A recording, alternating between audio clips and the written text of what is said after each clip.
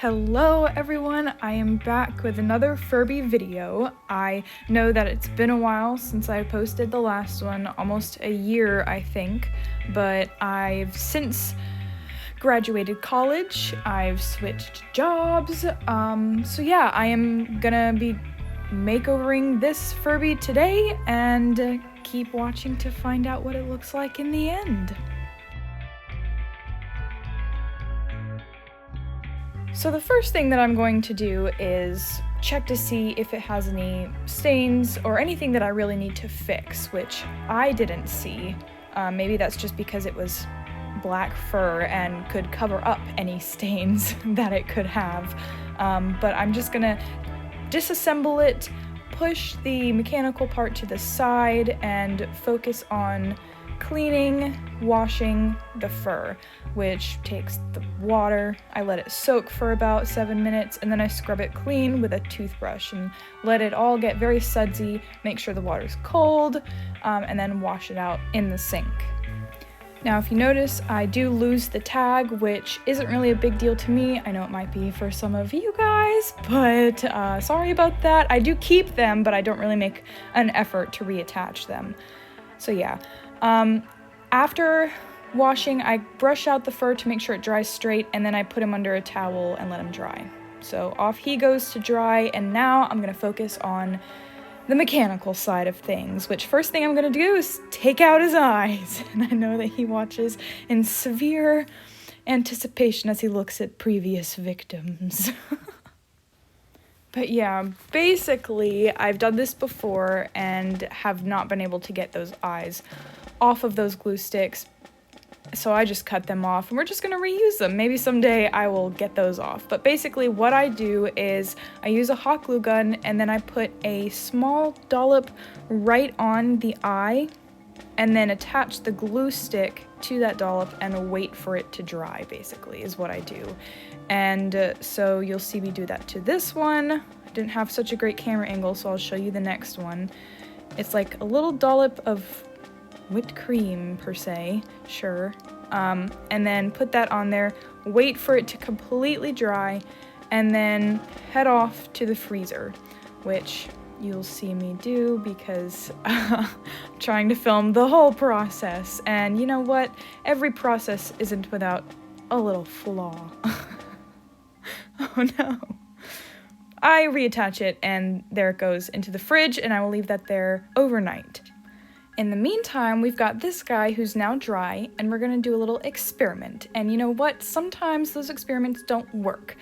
But we're gonna forge ahead anyway because I filmed it and I'm going to include it. So basically what I wanted to do was give him little bleached spots on his fur. And I used the recipe that I found online for bleaching synthetic wigs because I felt like they might be made by the same material, which included, I think it was like a tablespoon of hydrogen peroxide and then baking soda, mix it together, and then attach it with a wooden spoon, which I did not have, so I used a popsicle stick. And it was very satisfying to watch the time lapse of me apply all this to him, but I'm skipping through it because it does not work, and I left it there for as long as I thought. It doesn't work. So anyway, we are just going to forge ahead with this that's been in the freezer for 3, and that doesn't work either. And we'll try the next one. Didn't work. So we're just gonna problem solve, I guess. So there is a way to get the eyes out, but I'm gonna do that later because it's just really complicated. You have to take the shell off. Basically what I'm doing right now is sanding the eyelids and his beak, just because in the past I've had some issues with applying the paint and the paint not wanting to stick to his smooth surface. Can you really tell? Not really, that he's been sanded, but if you were to feel it, it'd be pretty rough. And hopefully, I haven't done this before, but hopefully it lets the paint stick without using as many coats is really what I'm doing. So I'm just gonna mix the paints, and yes, I struggle with that as well. It's fine, everything's okay. We're just gonna struggle a little bit more today, but it's fine. Eventually I get all the paints mixed together and I begin to work on getting the paint on the eyelids, which I used inspiration from this account on Instagram who designed it with a rainbow, but I kind of wanted to do something a little similar but with purple in the way that it's like uneven splotches of color. So I just kind of looked at her picture and just saw how she placed colors and how much space a certain color was given, and just kind of took my inspiration from that. But while I have you here watching this wonderful time lapse of me painting, I'll give you a little bit of a life update, I guess. I said this at the beginning, I did graduate college. I graduated with a social work degree. I left my job at Target and I'm now working basically with Child Protective Services. This is a very nice escape from that job, and I hope to become a little more consistent with this because I now have a camera and I'm editing on my iPad. I don't know, what do you guys think about the Minecraft videos? I enjoy it, so I'm probably going to keep doing it. And I do want to introduce a little bit more different kinds of content to my channel, but we'll talk about that later because I'm done painting now, and the next thing I'm going to work on is getting out those stubborn eyelids. So I'm going to take off the shell, and I know that a lot of people can get uncomfortable with what Furbies look like underneath that, so basically I don't really want to show it, so I'm not going to, and I'm gonna skip over it. But now that I have the eyes out, you can see this is what they look like free from the body, and these really tiny holes behind that's what I use. I basically impale the eyelids right there to get them out, basically. So I'm taking a safety pin and I'm going to put it in there. It takes a lot of force. This is how I did my very first Furby makeover. This is how I got those eyelids out because the freezer method did not work. And honestly, I don't know how it's worked the other times that I've used it. But as you can see, there it goes. It's out. So you do the same thing to both sides. I don't know how the freezer thing works sometimes and doesn't other times, but this always works. It just takes more time. And so now that those are out, you can take a look at what they look like without the eyelids. And fun fact, I have a little spare parts drawer from all the Furbies that I've done. I put those eyelids in there just in case sometime in the future I need to work on them. And did you like that transition? The eyes are back in, except I'm realizing very slowly that the eyelids are upside down, so I just fixed them with that transition, which was a little crappier. But now we're back in order and we can begin to work on, after I do a little bit of touch-ups to the mouth, which is not that significant. Oof. Okay, so the camera angle in this was really bad. My head is in the whole thing, so I'm not going to show it for very long. But moving on to the next one, this is how I designed on Procreate the pattern for the new eyelids. So I came up with that design, printed 4 out just in case I needed to check this out. Boom. Anyway, just in case I needed to, I just messed up. So what I'm gonna do is use UV resin to secure those in place because I have never been able to remove the backing or like the original color of the eyes and just get the plastic on there. I've never been able to get that off successfully. So I just shove the papers in there and then I pour resin over it and then use my nail dryer, the UV light, to harden the UV resin. For these eyes specifically, I decided to add a little bit of glitter inside just to give it a little bit more of a pop. They're all stars and you'll get a better angle at it later. But basically, I did that to both eyes and yeah, you can't tell in this light. You'll get a better look of it later. But now we're back, and this time we are going to attach the fur, which, did you notice? It looks no different after the baking soda debacle.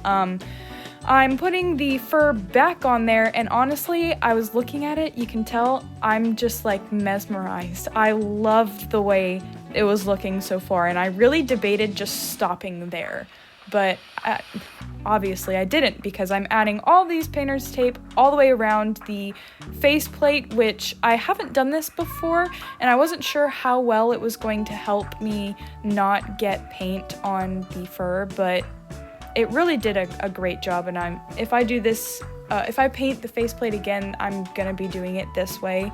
It's a lot of tape, but it was way worth it and just saved me so much time, because in previous times I would pull the fur back, paint a little bit, wait for it to dry before letting it go. This time I was able to paint a little bit, then move to another area, paint some more. So I found this method to really work. I have no idea what other people do. I haven't seen anyone express frustration in painting a faceplate before. Do people have problems with it? Because I know that I do.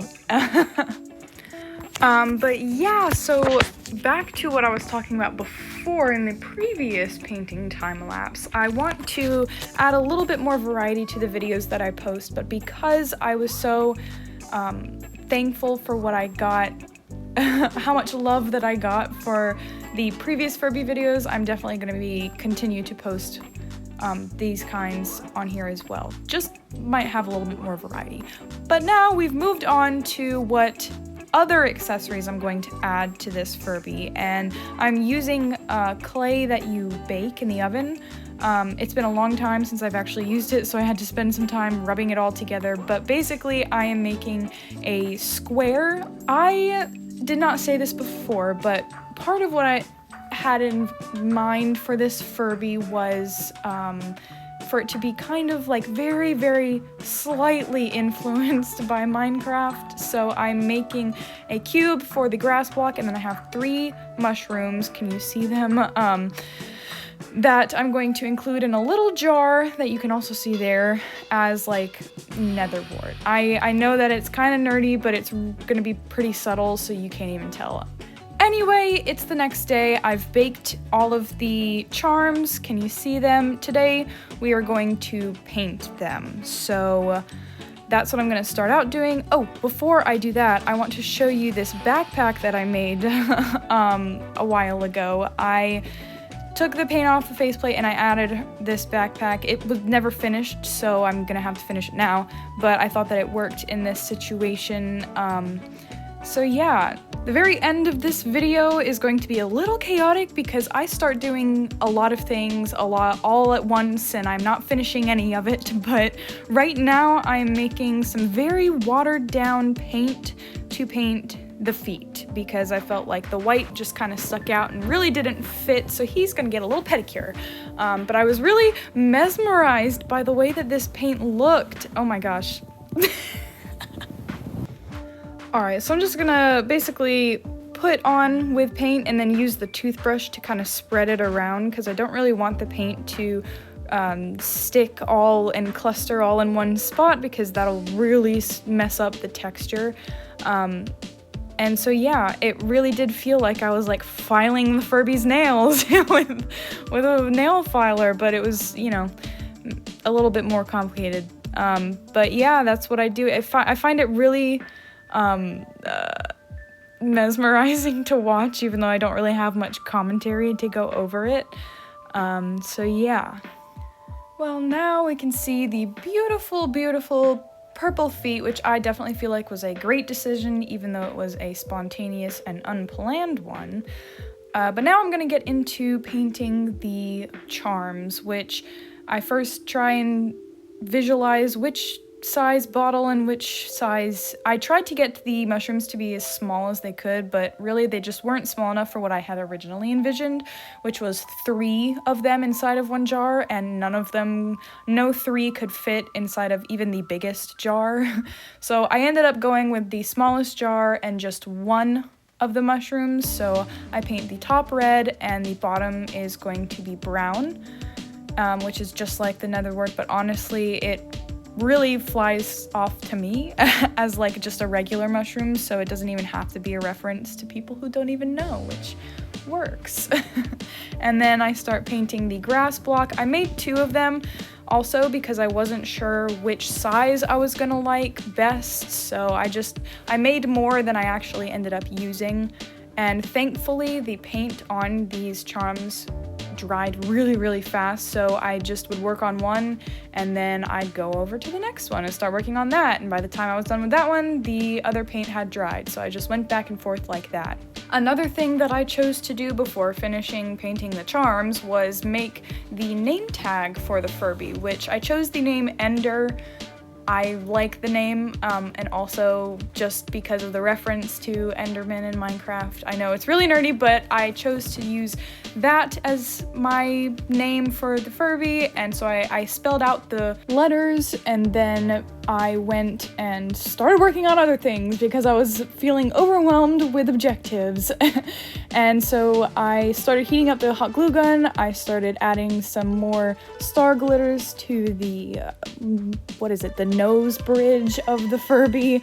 I used Mod Podge to attach that. The hot glue gun is to help attach the mushroom to the jar, and so I had a lot of things going on at once, and because it was the mad dash for the finish line. My camera battery was very close to dying, and I wanted to get it all done and all on camera because I was really running out of time because I needed to edit the video too. So right now I'm adding the dots to the mushroom, and then I am adding more layers of brown to the grass block, and then I'm gonna start adding the green. But the reason why I wasn't starting the green is because I didn't have any more buckets in the little line of paint, and so I wasn't sure where to even drop the paint, but then I decided to just put the paint on the lid and call it a day. I took the backpack off and I decided to string the letters onto the the letters onto the necklace, so that way I could put the necklace onto the Furby, and so I could figure out how exactly the necklace was going to sit while the backpack was on. But there we go, and now the hot glue gun has just been dripping glue because it's been ready for however many minutes. So I attached the mushroom on there, and then my camera died. Very sad, but imagine me just assembling everything. And you know what? Now we're just gonna go into the reveal. This is what we had before with the basic Furby, and here is what we have after. Look at that! The jar was supposed to be a necklace, but I couldn't figure out how to drill a hole in the very top, but here's some close-ups to the mushroom and the dots on it. I'm really happy with how it turned out. There are the, as promised, close-ups of the eyes. You can also notice the stars that I also put on the bridge and where the little camera thing is. This is what it looks like with the eyes closed. I'm really excited with how this Furby ended up looking. I'm so happy. This, honestly, is probably my favorite one out of all of them. I love the keychain. I love the keychain so much, and I know that's like the biggest nod to Minecraft, but I really don't care. I absolutely love how it turned out, and you know what? Maybe one day I could do a video where we do what's in Ender's backpack as she goes through her travels. Maybe we could do a vlog, but yeah, I really hope you guys enjoyed this makeover as much as I did. Thank you so much for watching, and I'll see you in the next video. Bye!